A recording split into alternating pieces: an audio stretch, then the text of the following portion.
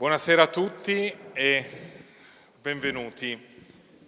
Potrei anche parlare in italiano perché il nostro ospite lo comprende e lo parla benissimo, ma opto subito per l'inglese visto che anche la conferenza di stasera sarà in inglese. It's really a great honor and a pleasure to have Professor Dr. Raue with us today, who is a very esteemed colleague, but also a friend, and I really hope that this your coming here tonight will be the first step on a project that we have together that's pretty much linked to the talk that he will give tonight, and it really links the work that Dr. Raue is doing in Heliopolis, and as you can read in the title, the work that was started from Schiaparelli.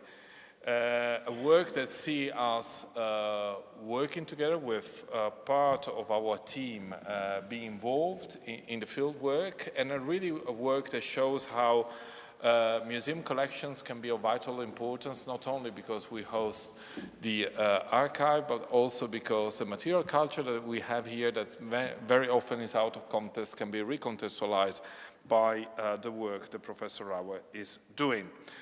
Just a few words to present him. I was telling him that I would need at least 1 hour to read his CV. So just a few words. He got his PhD in 1996 from the University of Heidelberg, and his PhD was already on Heliopolis and the House of Ra. Has been conducting research through all his life, from 1960 to 1999, on the pottery of the Old Kingdom. From 2000 to 2010, he has been a scientific member of the Caron branch of the German Archaeological Institute. From 2007 to 2010, he was director of the German-Swiss excavation at Elephantine. Since 2012, he is co-director of the Egyptian-German excavation of Mataria, Heliopolis. From 2010 and 2022, he was keeper of the Egyptian Museum of the University of Leipzig. He got his habilitazione in 2015 at the University of Leipzig. Since 2022, he is an honorary professor of Egyptology at Leipzig University, and since October 2022, is the first director of the German Archaeological Institute in Cairo. And I don't read all the rest because otherwise we will be here for the coming hours. We are all very looking forward to listen to his talk tonight, and which focus on Heliopolis and the main role that this city had to explain the political order of Egypt through the myth of creation. Many sites, not many sites, have the institutional importance that Heliopolis has, but unfortunately the history of excavations tells us about a fragmented discovery of the site, and I really have to say that Professor Raue has been conducting in the last few years what is not only a pioneering work, but is really something we should all rejoice for the work he does, but also congratulate for him because he's working in very difficult conditions in order to rescue what he can rescue, and literally to save 1 square centimeter from another square centimeter to enable us to understand what we can of one of the most important sites of Egyptian religion and development of the cult of Ra that we know. So I really want to thank you for the deepest of my heart for the work that you're doing, and thank you for coming here, flying all the way from Cairo to share with us your latest discovery. Thank you.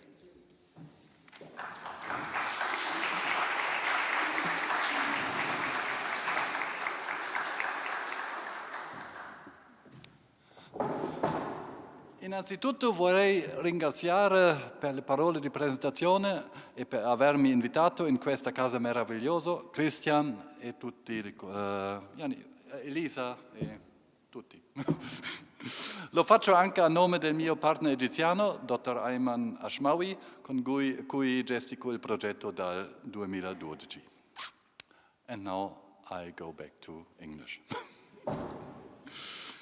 First of all, I really would like to thank the host of the lecture, and first of all for the invitation. But it's also a good chance to thank this house for the now 4 years of excellent cooperation, and especially for supporting the PhD candidates from Leipzig University, Clara Dietze and Florence Langermann, with all help and time while being in Turin the last years. And as always, when we report about our project, it's always also in the name of our Egyptian side, Ayman Ashmawi, and all the wonderful colleagues from Mataria, Hoda Kamal Ahmed, and all the others. Khalid Abul Ela, there are a lot, and you will see them later here in the pictures. Last time I gave an overview about what happened till season autumn 2017. So I was lucky and happy enough to be here with you in January, early in 2018. What happened in Mataria by now? First of all, we got some more neighbors, as you can see here. The area view while preparing the land to land in Cairo airport gives you an idea about the Temple of the Sun in Heliopolis, in the middle of the megacity Cairo, with up to now 22 million inhabitants. Nobody knows it exactly. Some people say 24, others say 21, somewhere around 22. It is a great pleasure to give you an update of our work in Mataria and its temple here in Torino, where Ernesto Schiaparelli started his journey to his first excavation season in 1903. These excavations are still a main point of reference for our work today. Many areas are inaccessible nowadays. Some of his finds still deserve attention since their interpretation is still a matter of debate. For illustration, I show you here the plan of Federica Uliano and fragments of one of the earliest depictions of gods in human shape that we have from ancient Egypt. Here, the famous blocks that you can see here in the exhibition of King Djoser, builder of the first step pyramid. Those of you who have visited this place will know its extension is simply vast. Or, as a colleague of mine once said at a visit, you cannot excavate such a temple. It's impossible. At least we tried. Since we are in Turin, I will avoid a long interpretation about Heliopolis. You all are here well aware about its connection to the creation of the world, to its reputation as residence of the Sun and Creator God. Our international team, organized by Dr. Ayman Ashmawi and myself, is preparing now. Actually, we started today. Today is the first day of the 21st season. Clara Dietze and the Egyptian team are starting today. As the last seasons were very intensive, and since a vast amount of data and new insights for most periods were provided, I would like to focus today on 3 periods only that were not touched when I spoke last time here in 2018, when I spoke here last time. The prehistory of Mataria, the Middle Kingdom, and the final phase of the temple that was the main objective of our project in the last 2 years.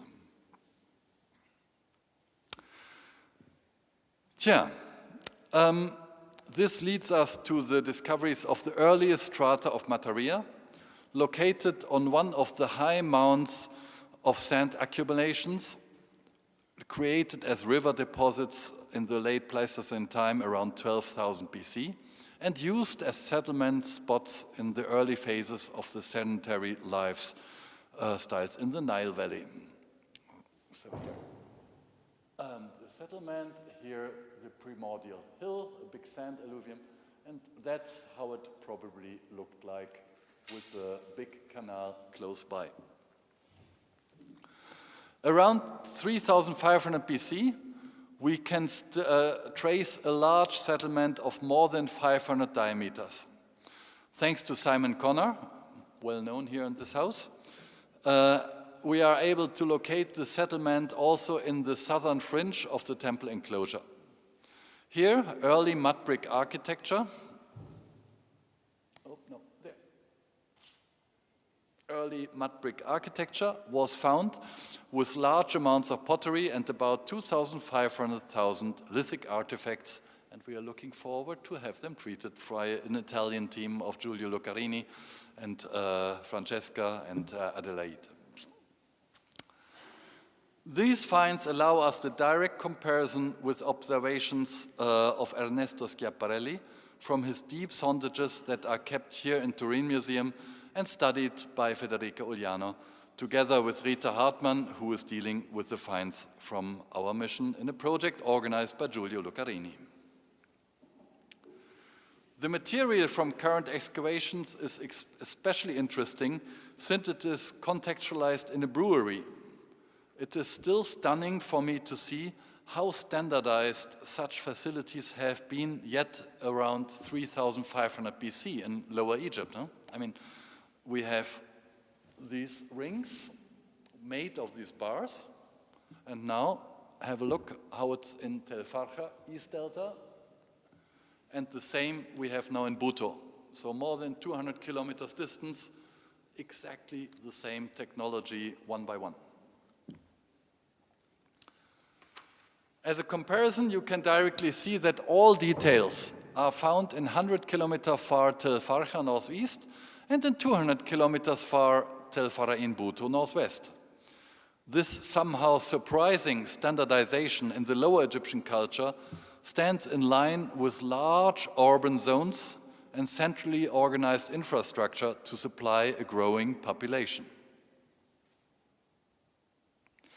The following centuries are difficult to trace because we always work under the groundwater.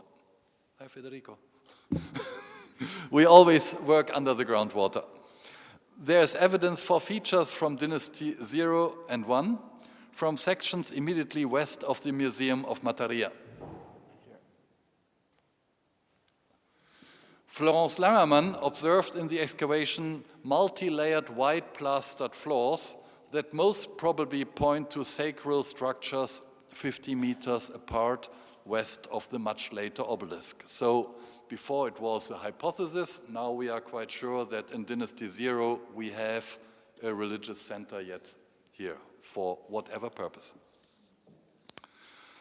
Our mission was not lucky enough as Ernesto Schiaparelli by finding reliefs of King Djoser of the 3rd Egyptian dynasty. But instead, we were very much surprised by finding now a number of blocks with the name of Khufu, Cheops.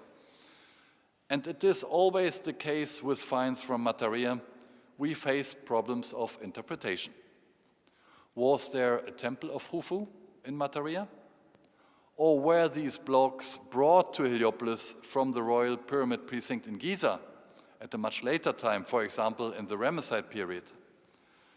Such transports were observed in various temples of Lower Egypt, and of course also by transport ramps in Dashur at the pyramid of Khufu's father, Snofru.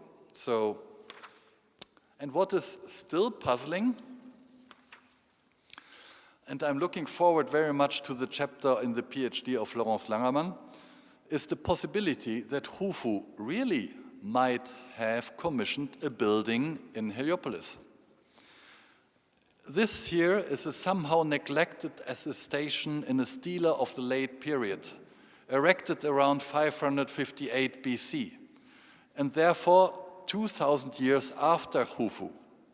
And in this stela, it is said that in the reign of King Amasis, 528 BC, and construction was close to a wall of Khufu. Was this really a wall of the 4th dynasty?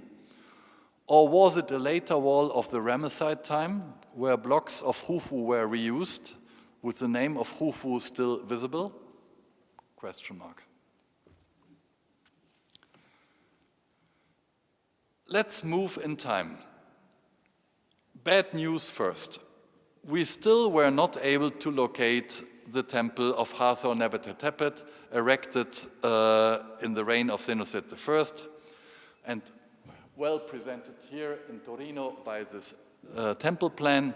Scusate, per favore. We didn't find it. But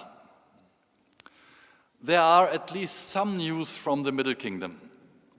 A new find sheds some interesting light on the presence of the very, very top of the Egyptian society in the place of the creation of the world. This block doesn't look very spectacular, but it is. The original locality of this block and its chapel is unknown. The fragment was used in a post-Ramesside context in a pavement. The limits of the sondage, supervised by Simon Connor again, only allowed for an excavation to extend to about 1.50 meters underwater, not permitting a more detailed observation. But it seems possible that both decorated blocks belong to an in situ pavement. This pavement is situated in front of the facade of the temple of the late period that was erected later in the area. Judging by its paleography and text, there can be little doubt that the text was carved during the Middle Kingdom. Although only a few signs are preserved, dating can be obtained due to the very peculiar way of the very narrow ripples of the waterline, Gardiner N35, which is extremely dense, and this rendition can be observed as early as the 11th dynasty, and the very best parallels for this exist in the reign of Senusret I.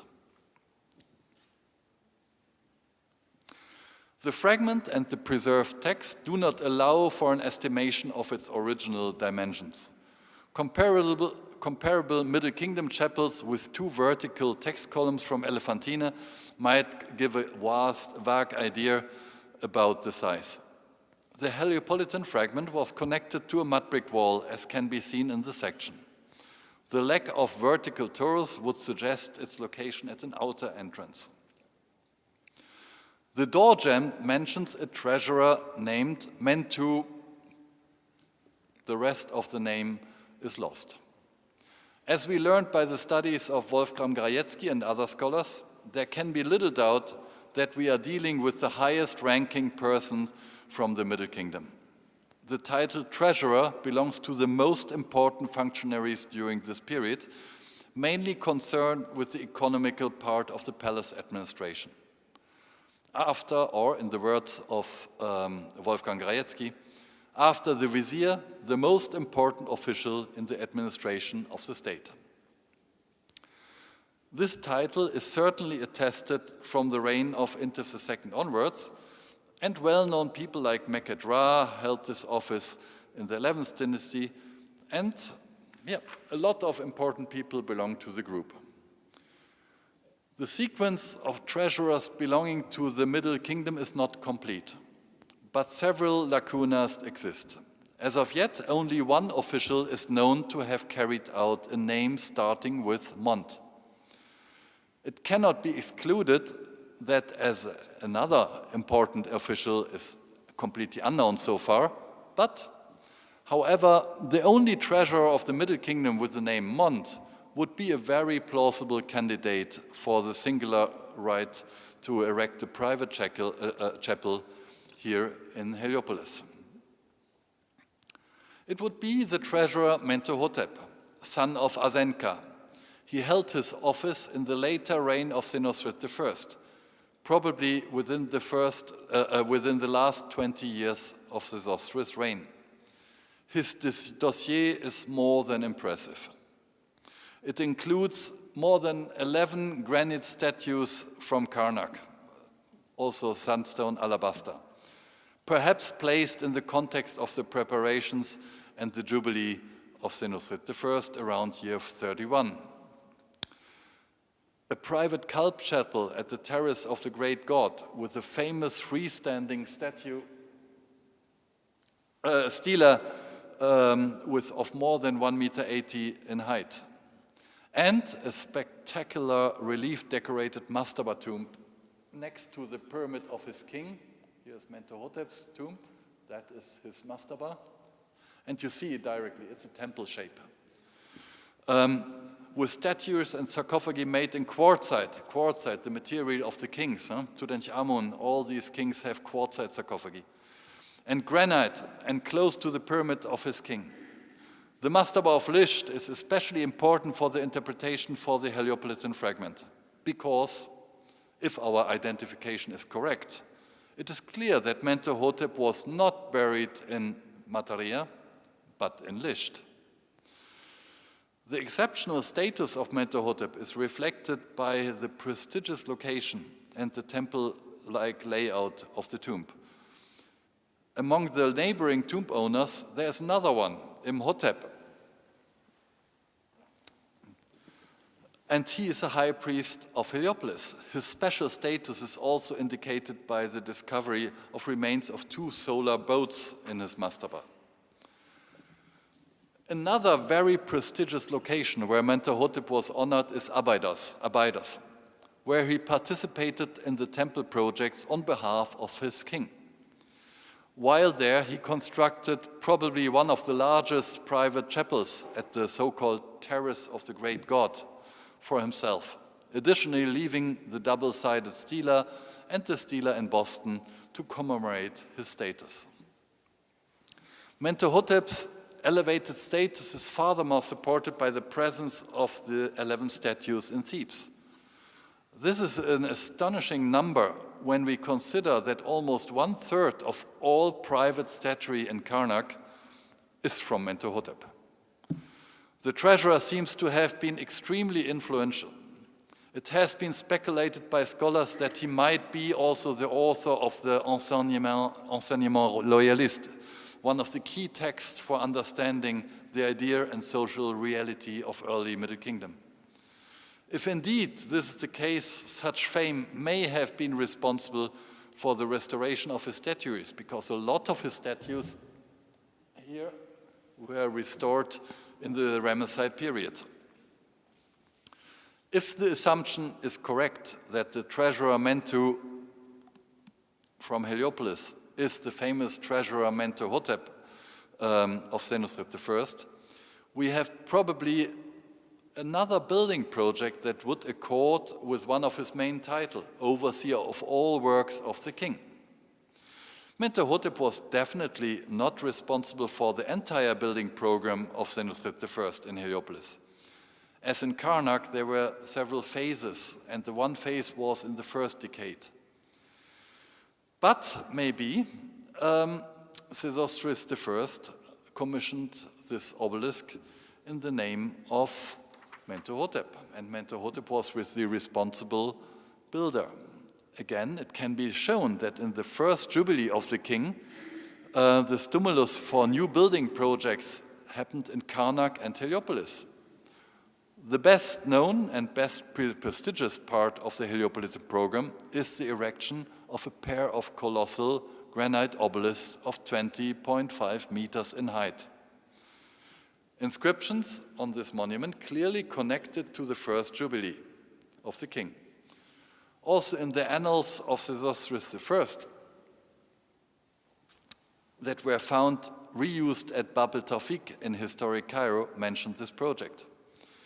Mentuhotep's tenure, direct involvement in this celebration is furthermore very likely due to a special title, Iripat Iri Denebu Wazechet, heredity prince in charge of the turning points of the courtyard, referring to a very archaic function in connection with the turning points of the running ritual, indicating a high-ranking official status in the rites of the royal jubilee, the Hebset. This seems to be in accordance with his ritual competence expressed by the title Cherihib Heritep. So the guess might be allowed that this was also Mentuhotep who was involved or perhaps even responsible for the project of the erection of the first obelisk monolith of Egypt. There is another point that is worth mentioning today. Ancient Egyptian anthropology always offered opportunity for the deification of human beings. Throughout all strata of society and all over Egypt, the concept of mortuary cult, with its procession from the settlement to the necropolis and the annual feasts in the necropolis, always had the potential for assuming a continuing influence of a dead person for the living.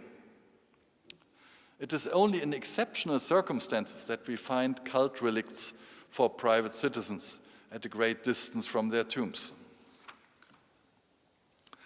The rare occurrences include the sanctuary of Hekaib on Elephantina Island, located in an urban context that was not destroyed by modern settlements, or the terrace of the great god at Abydos.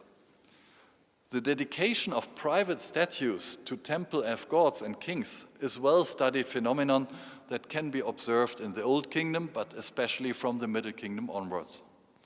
A large number of sanctuaries do not appear in the corpus so far, which may not be just a matter of preservation, but also a matter of accessibility for the monumental discourse.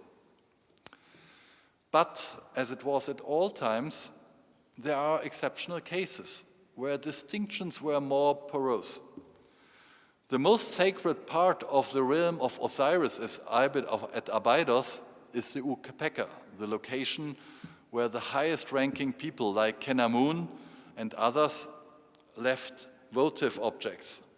These people were permitted to deposit their votives closer to the divine burial of Osiris at Abydos.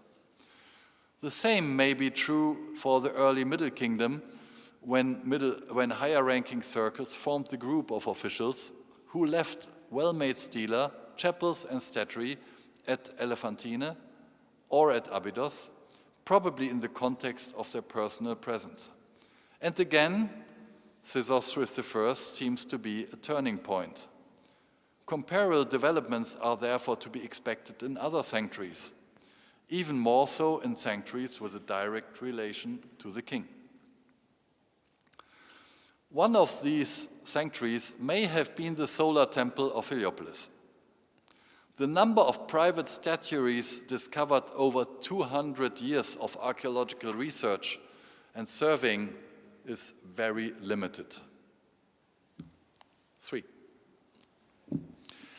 With this in mind, it is especially interesting that also in 20 seasons conducted by the Egyptian-German mission in Mataria, royal statuary has been observed in almost every sector of this temple, and especially in the last excavation year, also of the Middle Kingdom. Here you see our sphinxes from Amenemhat II, Amenemhat III, Amenemhat IV, Amenemhat V, still waiting for Amenemhat VI. Of course, the absence of evidence cannot be counted as evidence of absence, especially when considering the damaged condition of the temple. Reused Heliopolitan objects probably started as early as the Hellenistic period, followed by the relocation of obelisks to Alexandria and Rome during the time of Emperor Augustus. Its exploitation as a quarry from the Roman to late Roman and Ottoman times prevents any secure statement on the presence or absence of certain objects. Furthermore, there is also the possibility of a large-scale transportation event to private purposes during the Roman time. That would be accountable for the lack of documentation from Heliopolis. So this statue here is a Ramesside priest of Heliopolis, and it was found in a nice Roman context in Vienna, Austria. So somebody took it. The remarkable degree of neglect quickly led to the availability of royal and private monuments. On the other hand, none of these transports to Europe, Alexandria or Rome included, as far as we know, private statuary of the Middle Kingdom. And more important, instead of such transport activities to Alexandria, Canopus, Heraklion, and directly to Rome and Pompeii and Praeneste and other cities, numerous royal statues of the size are still found in Heliopolis itself. The same does not count for private statuary. It may therefore be slightly more systematic than the poor state of preservation would suggest. This assumption is supported by the scarcity of evidence from Materia in 200 years of excavations. We found only one fragment, this one. High quality quartzite, probably later 12th dynasty according to Simon, was discovered in the excavations of our own. One private Middle Kingdom sculpture fragment might be ascribed to the temple again. So one here from Berlin. And our door frame may be a sculpture that was surrounded by decorated reliefs. The hypothesis allowing for more elitist defined access to private representations in the Temple of the Sun and Creator God at Materia might be permitted. This is supported by applying a more emic view towards the sanctuary. Various New Kingdom titles attest to the positions that include Bearer of Secrets. And the most informative is Bearer of Secrets of Heaven, Earth, and Netherworld. That's one of the titles of a high priest in Materia. At the core of this stood probably the knowledge of the cosmography of heaven and netherworld, and by the time, the mystical reunion of Osiris and Ra at night. The combination of political importance of Mentuhotep, ritual eligibility, may have led to a memorial chapel located at a great distance from his burial place and situated at the focal point of religious concept of the Middle Kingdom in Abydos and Heliopolis.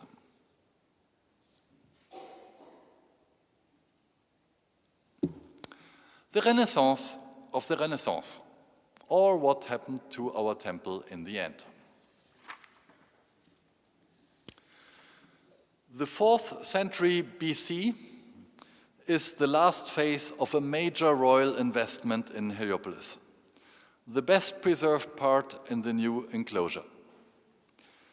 The consolidation of indigenous rule after the expulsion of the Persians leads all over Egypt to enormous building activity. The largest of all enclosures is located in Heliopolis. It is due to the architectural analysis of our colleague Max Beiersdorf that we have now a very clear idea how the technique of building walls in segments of waves, concave and convex, allowed to build the enclosure wall of 1100 by 950 meters with 17 meter width in one winter season. It's incredible. When you do it in the way that Max Beiersdorf reconstructs, you need 9,000 persons, 6 months, and then you can build such a wall.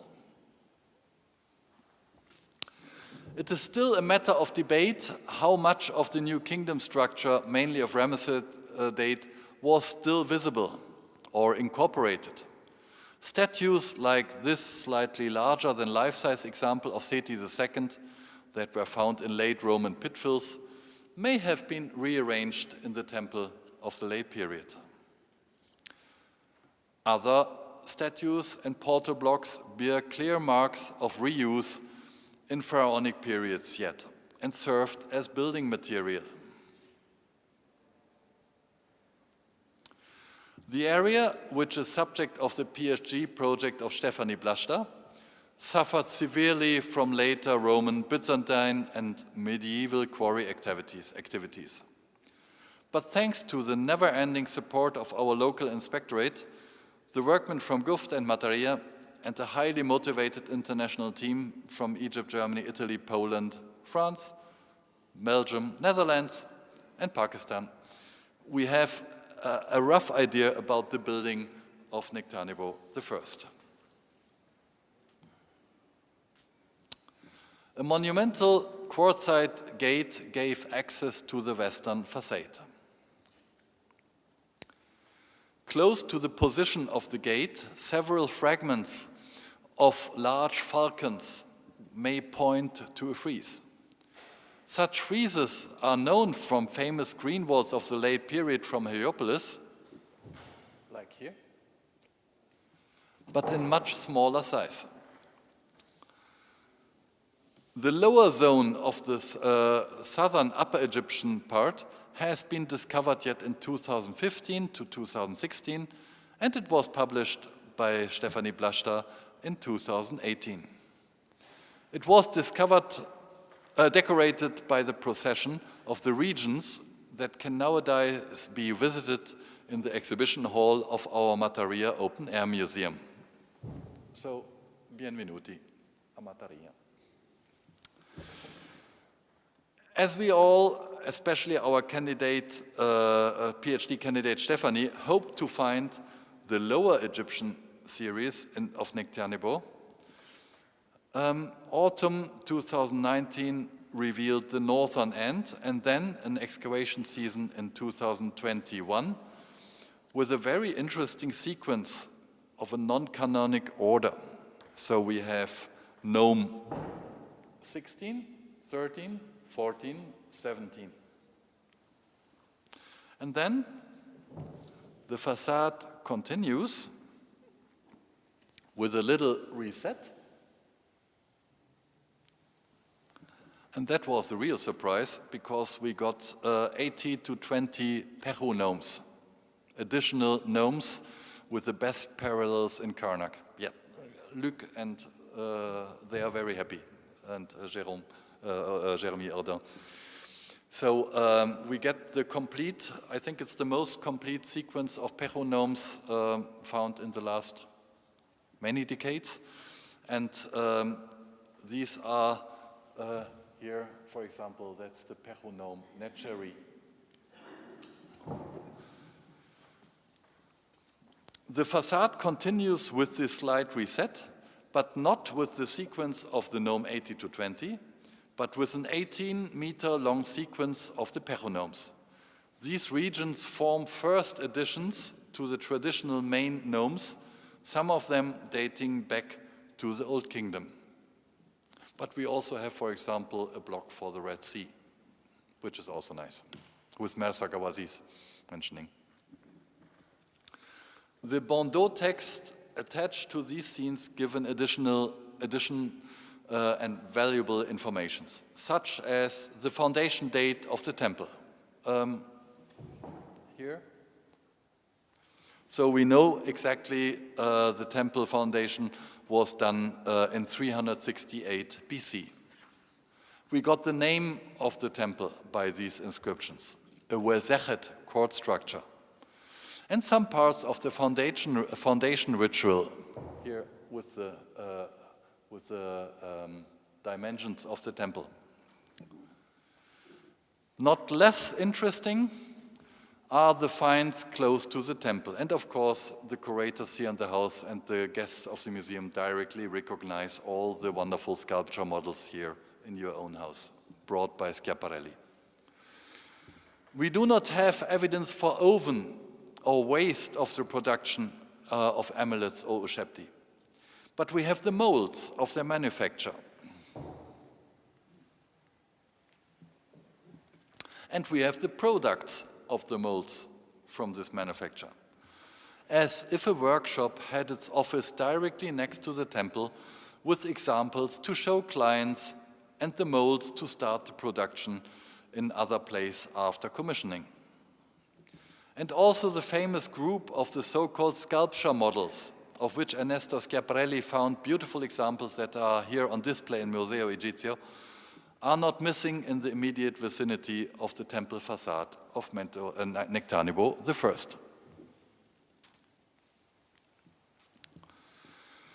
This matches very nicely with the chronologically and contextually well-stratified waste disposal of a temple workshop that was found in a rescue excavation on the other side.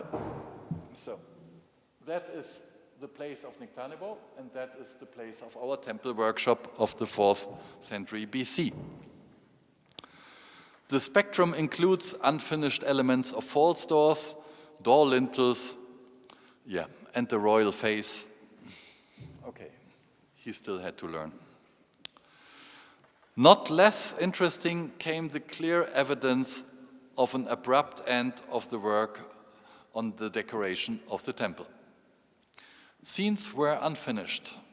Blocks were not smoothed anymore, and therefore not prepared anymore for later relief applications. It seems that with the death of Nectanebo I, all action was halted. The more interesting it is that it was not resumed with the next king, and also with his successor. The reign of Nectanebo II sees all over Egypt, until the second occupation of the Persians, important temple projects, like in Elephantine, Bert el-Hagar, and other places. But as we also learned from Luc Gabold and the research in Karnak, it seems more the rule than the exception that Nectanebo II did not continue projects of his grandfather. There seems to exist a striking evidence for this trouble with the ruling dynasty, within the ruling dynasty, that has also psychological traits. Better leaving grandfather's work unfinished than completing the work for the god. Strange, huh? Modern comparison in European royal milieus exemplify the self-destructive mechanisms of such internal troubles. And every family with inheritance disputes has a clear idea about this too. But there are not so many cases in Egyptian history so clear. Whatever happened exactly, nothing was added or finished in the last 18 years of the last Egyptian dynasty. The temple was left like this. But what happened then? Some temple projects in archaeology deal with the early history of a sanctuary. Most deal with the phase of the largest investment of pharaonic or Ptolemaic Roman building activity. But very few deal with the final phase, before destruction started. This has very simple reasons. Temples are supposed to be the cleanest place of the country, if not, in Egyptian view, the cleanest place of the inhabited world. In regular temples, the investigated rooms are cleaned, and it's most often only the late Roman, Christian, or early Islamic rearrangement for domestic reasons of transformations, for example, into a church or a mosque, that can be investigated again, because otherwise you don't have any traces on the stone floor, nothing.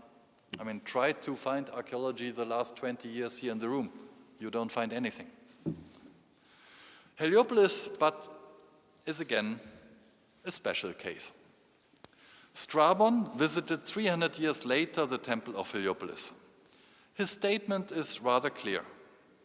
No cult activity of major importance, neglected areas.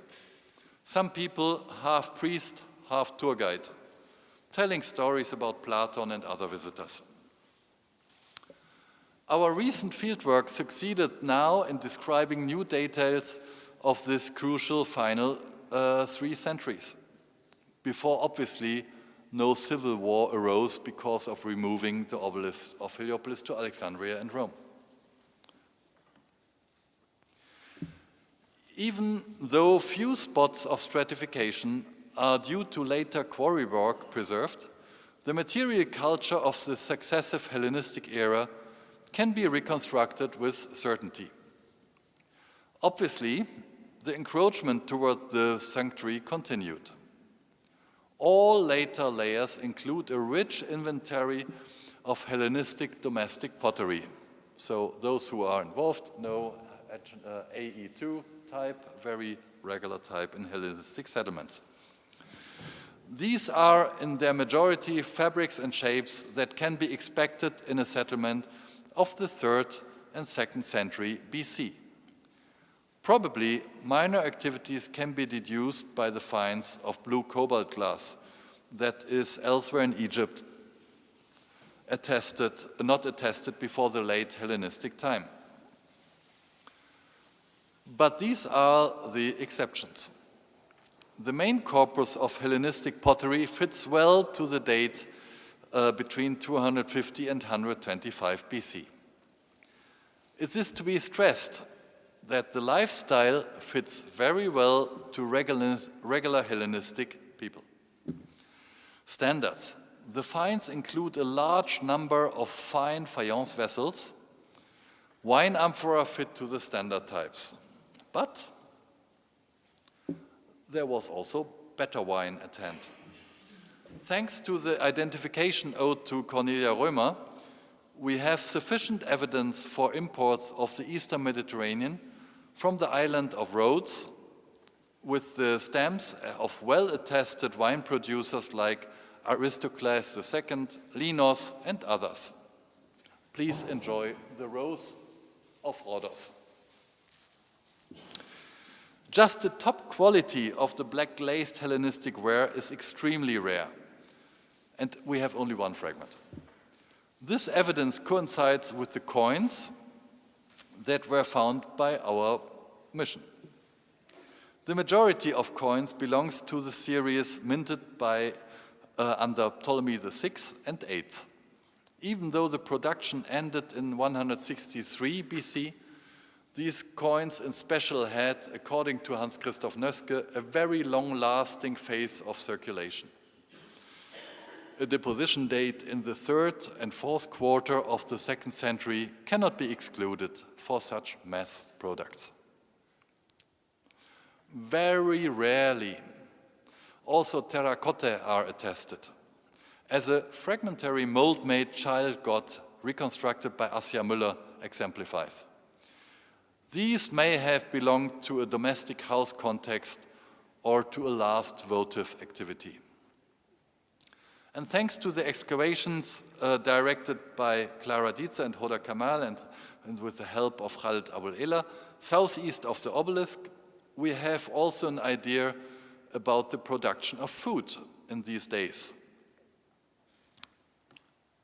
So we move now here to this area.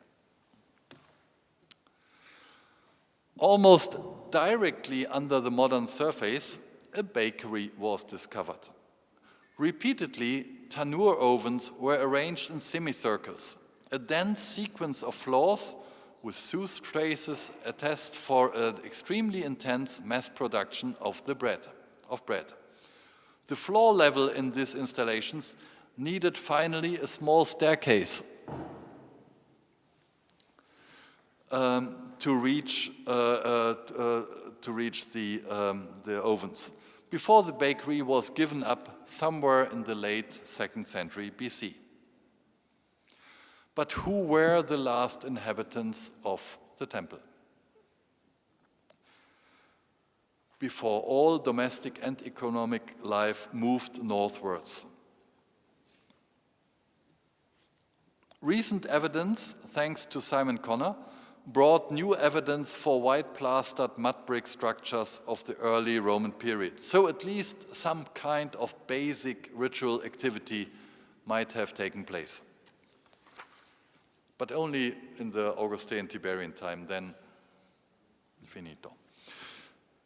A limestone relief for producing terracotta and stucco reliefs of a rider was found in the central sector close to the Hellenistic workshops debris, next to the temple of Nectanebo I.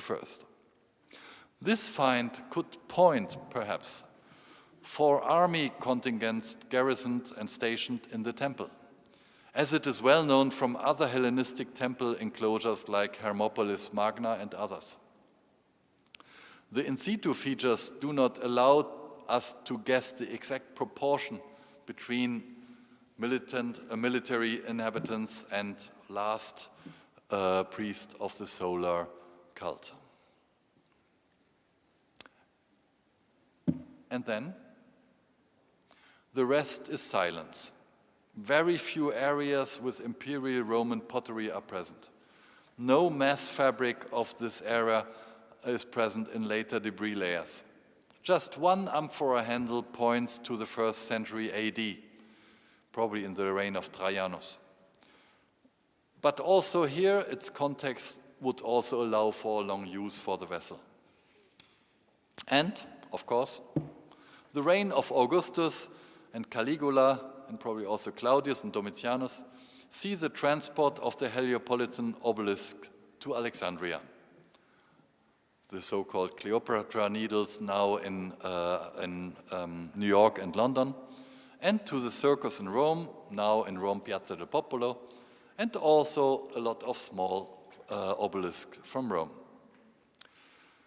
While north of the enclosure, a decent Dromos necropolis continues and metropolis continues to exist, probably small sanctuaries made in Doric style were built in the north of the temple, not anymore inside the temple itself.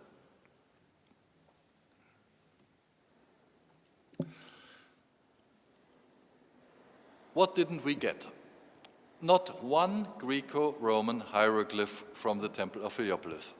200 years of excavations by other missions, 20 seasons by our mission, not one Greco-Roman hieroglyph. The reason for this lack of interest in the former center of the solar cult of Egypt is not easy to determine.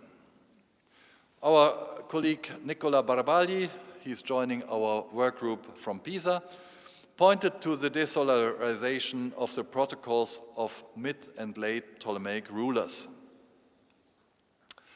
In the beginning, all of them deal with Ra, Atum, and the solar gods, and after mid-Ptolemaic time, you only have Ptah. Of course, we cannot exclude that also desacralizations and destructions in the context of the Second Persian conquest contributed to this development. And of course, the general tendency of late Egyptian religion towards child gods and focus on the nodal point Osiris Isis may have taken their share in this development. Maybe the theology of Heliopolis simply didn't fit anymore to the spirit of the time. Fact is that Heliopolis seems to be left apart. It was probably one of the very few temples of Egypt that Theodosius has not too closed.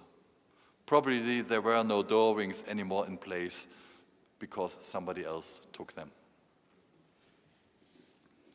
The material evidence starts again in the very, very late 3rd century AD with the Emperor Diocletianus. And we are very happy to have this season also our first coin evidence for Diocletianus in the destruction levels from Matarian.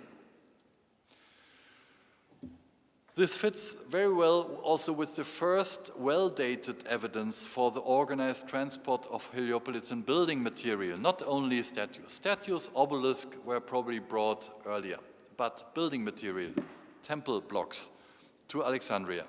The best dated example of a Heliopolitan spolia, a quartzite block of Seti I, was found in the foundation of the so-called Pompeii's pillar, a column erected in the honor of Diocletianus in the Serapeum of Alexandria. It may serve as a working hypothesis that from now on a different group of people lived in the Temple of Heliopolis. In contrast to the generations of the past 3,000 years, these people might have been mainly involved in the destructive part of quarrying one stone unit after the other to other places. A neat coin series leads from Diocletianus via Constantinus, via Maximianus Daia and Licinius, via Valentinianus III and Justinian I to the very early Arabic coins of the early 8th century in the center of the temple. Of course, all the datings are owed to Hans Christoph Nöske. This process leads till the 14th, 15th century AD, until all easily accessible blocks of the Heliopolis temple found a new home in the historical buildings of Cairo, the fortification of Cairo, for example, Bab el-Nasser, Bab el-Futur, it's all made of Heliopolitan blocks. Or they were, as these examples here, burned to lime on the site. And there's a very nice quote of Vivant Denon of the French expedition saying, everywhere in the delta, the houses are made of mud brick. Only in Mataria, they are made of stone.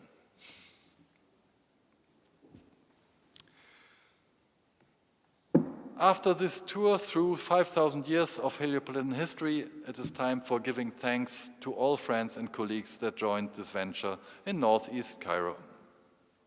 Also in the name of Dr. Ayman Ashmawi, we want to thank Khalid Abul Leila, Director of Mataria Inspectorate, and Hoda Kamal Ahmed, Director of Mataria Museum.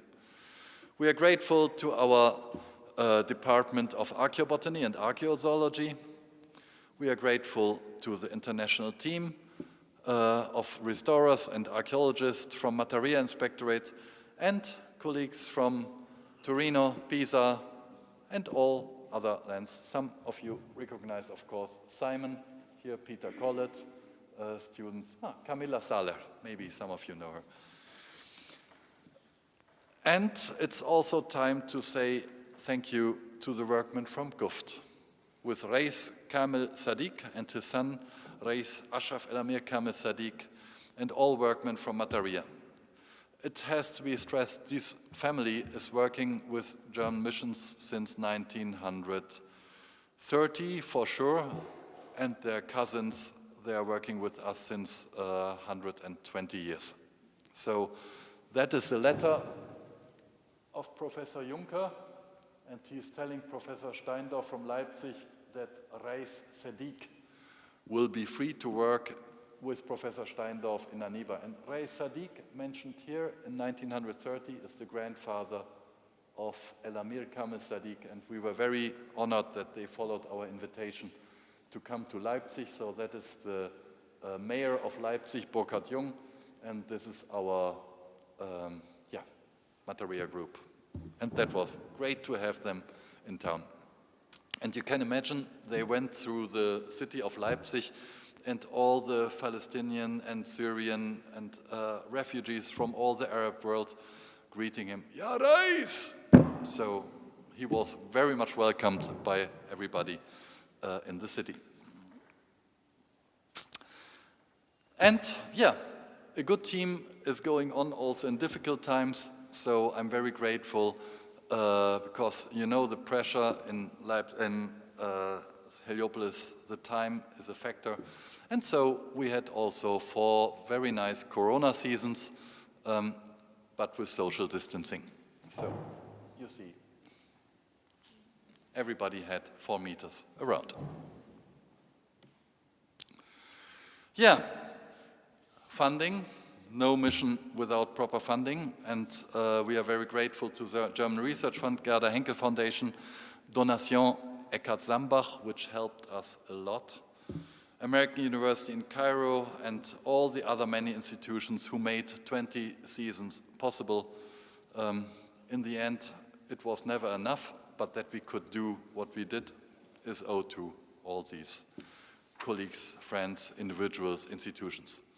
And if you want to see some of these finds I presented today, please do not hesitate to come to Egypt, book a flight, visit the Open Air Museum at Mataria Obelisk, because there you will see a lot of things you have seen today in these lectures. So a last thing to say is, mille grazie per l'attenzione, and thank you very much.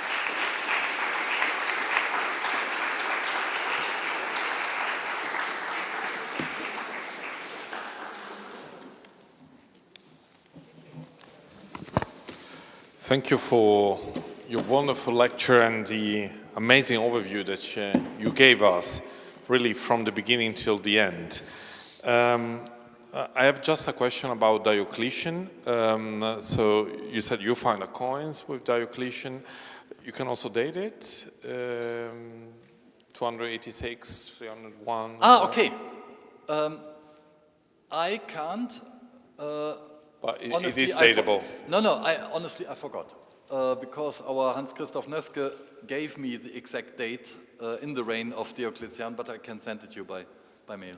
Yeah, thank you. I was interested because while working in Luxor, as you know, we were dealing with the reuse of Luxor Temple by Diocletian and with the two Tetrastylan with all these inscriptions. So I was only curious to see what date exactly yeah, I will.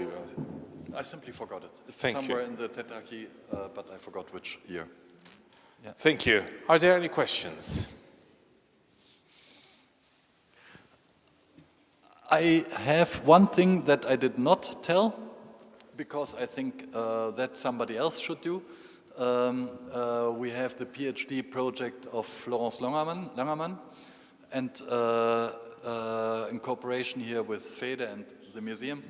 And we are very, very happy and lucky to have joined now in the current excavation 2 objects from your museum here.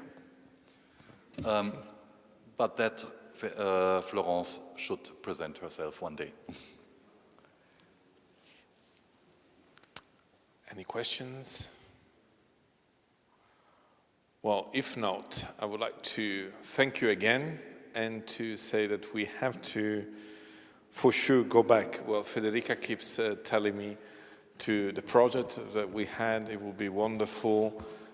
We are celebrating in 2024 the bicentennial of the museum, but it would be wonderful to have as our first exhibition after that, to have an exhibition on Heliopolis, to show the material we have, what we've been studying, to show what you've been doing in the field, and let's work on that.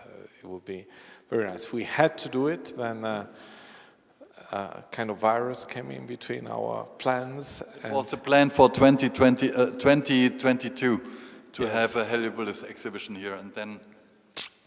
But we should start working again on it, and I think it will be pretty much appreciated by our public again. So thank you again for coming here. Thank you. Thank you.